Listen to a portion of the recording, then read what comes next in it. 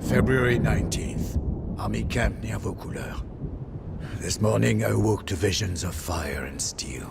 These nightmares come more often, now that I've seen my beloved France eaten away by years of war. I wandered through camp, ignoring the new snowfall, but observing the wounds and weariness of every soldier under my command. Observing the desperation in their eyes. It was then that I first saw the girl. She told us that her name was Joan. She told us she was but a peasant who did not know how to ride or fight. She told us that she intended to rescue France. The darkness lifted from the men's souls. Her voice rang with conviction, and we drank in her every word. I may have lost my faith, but Joan has not lost hers, and that is enough for me. Joan has asked our ragged band of soldiers to take her to Chinon, where the rightful ruler of France, the Dauphin, hides from his foes. The war-torn land in between is infested with enemy marauders, and we will lose many men. Death is by now an old companion, but for Joan, we will face it again.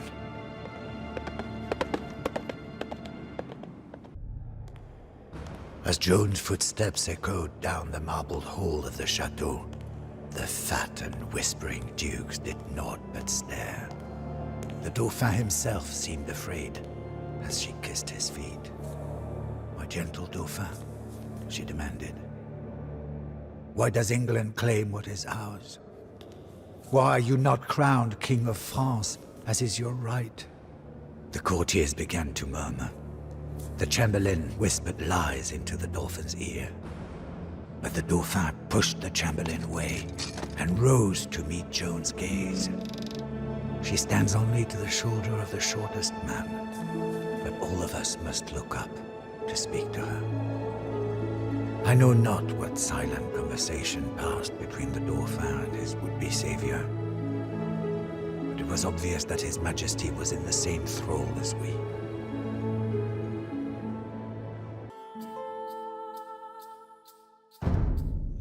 March 26th, Chinon. It is one thing for a band of dispirited soldiers to put their trust in a teenage girl. It is entirely another for that girl to be given command of the army of an entire nation. We were filled with pride when we heard the Dauphin's heralds pronounce Joan the Maid as commander of the army of France. So that she may look like a general, the Dauphin presented Joan with a great war horse and a suit of white armor. Joan instructed me to look for an ancient sword buried beneath the altar of a local church. I was skeptical, but not only did the man unearth a rusted blade, but we found that the sword had belonged to Charlemagne, grandfather of France. I shall not doubt her word again. Still visible on the hilt was the fleur-de-lis. Joan adopted the fleur-de-lis as her symbol and had it blazoned upon her battle standard. Wherever Joan goes, the standard goes also. It goes with us to Orléans. The city of Orléans is one of the finest in France, but it is under siege by our enemies, England and Burgundy. It is about to fall. This war has dragged on for 100 years, with precious few French victories. The people of Orléans need a savior. They will receive Joan of Arc. Joan prophesied that she would be wounded at Orléans. At the height of the battle, an arbalest bolt knocked her from her horse. We could not believe our misfortune. But as we carried Joan away from the carnage, the battle was won. Orléans was free. When we entered the city, the entire population cheered us on from windows, rooftops, and city streets. They fired artillery into the night sky and shouted aloud their nickname for Joan, La Pucelle, the Maid of Orléans.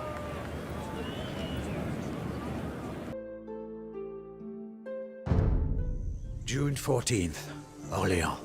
Our rescue of Orléans was a setback for our enemies, but only a minor one. The English still possess half of France.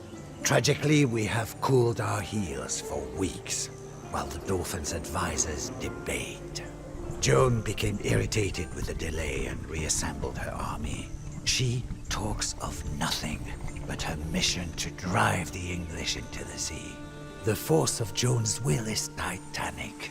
She has gathered to her banner swearing brigands and knaves and turned them into patriots and heroes. Among them is the man Laïr, a giant clad in plate mail. He drives men on with curses and fists. There will be plenty of English necks for Laïr to break at Patay. Patay is the gateway to the Loire River Valley. The English hold the Loire in a grip of steel, whilst a huge army under Sir John Fastolf devastates the countryside. Joan leads us to Patay to capture the English castles. However, we must avoid Fastolf's army until we are strong enough to face his veterans. After Patay, the myth of English invulnerability was dispelled. Now, our army knows it is possible to win, but only if we are resolute and cunning. The English are a most deadly enemy, and their longbowmen have decimated the charge of French knights time and time again. To make matters worse, we now face enemies on both sides. The Dauphin's advisors spend more and more time wrangling, jealous of Joan's influence at court. I pray that Joan can complete her divine mission before the Dauphin's envious advisors betray her.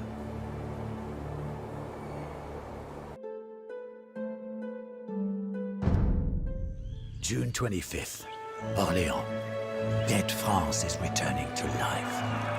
Our army swells with new recruits. In olden times, men swore fealty only to their particular lord. Now, we fight not for the insolent lords and ladies, but for France. For all of us, Joan is France. There is no distinction in our minds. The Dauphin himself has arrived in Orléans. Never have I seen such a celebration. France needs a king, so we must escort the Dauphin to Reims, where he can be properly crowned. Yet, the city of Reims is dangerously menaced by the Anglo-Burgundian army. The cities of Troyes and Chalon also bar the way. Joan commands that we must liberate all three cities before the coronation, and we eagerly seek to fight. As we rode into Reims, a sea of peasants and lords knelt before Joan. Some even knelt to kiss her horse's hoofprints. Cannon thundered, and 1,000 flags danced in the breeze. In the enormous palace, the Dauphin knelt before the Archbishop and rose as King of France. Prayers, anthems, and sermons filled the great chateau. Interspersed among perfumed dukes and ladies were tattered soldiers from our army, many still bearing wounds. Joan herself was at the king's side, as was her bedraggled battle standard. Despite the celebration, I know in my heart that this war is far from over. Our fathers and grandfathers died fighting the English. Joan gives us hope, but I do not know if hope is enough to ensure victory.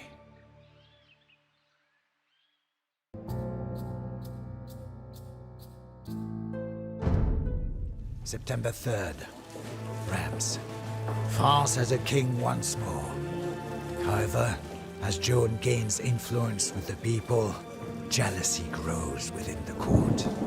The king's evil advisors now seek to destroy Joan. It is only a matter of time before they succeed in poisoning the king's mind. Joan must hurry to fulfill her mission. Paris, the jewel of France, has been under English tyranny for decades, and French patriots trapped within the city are eager to escape. We are now marching on Paris, hoping that the reinforcements we have been promised will arrive in time. Tragedy. As the refugees fled into the chateau of Compiègne, Joan was trapped outside. Burgundian soldiers knocked her from her horse and paraded around with their prisoner. None of us can sleep knowing our precious Joan of Arc languishes in a Burgundian prison.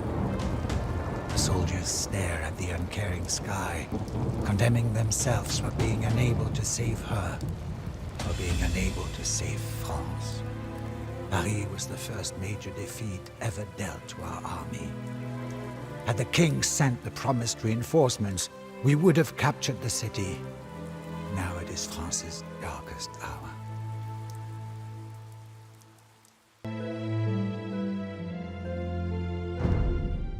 July 14th, Bordeaux. No Joan of Arc. A rich world made empty and poor. The English put her on trial as a heretic. Joan's mind was as sharp as her sword, and she avoided all the cunning verbal traps of her prosecutors. In the end, Joan would not renounce her mission. The English found her guilty and burned her at the stake. But her death is not in vain.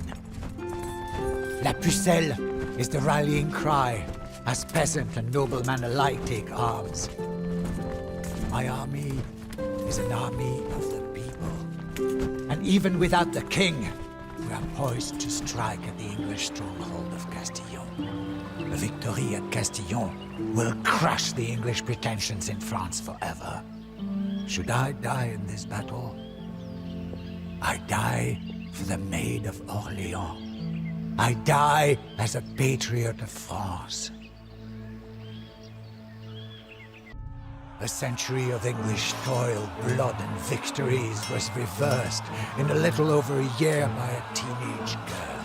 The 100 Years' War has ended. Even more importantly, Joan's acts ignited a sense of French nationalism.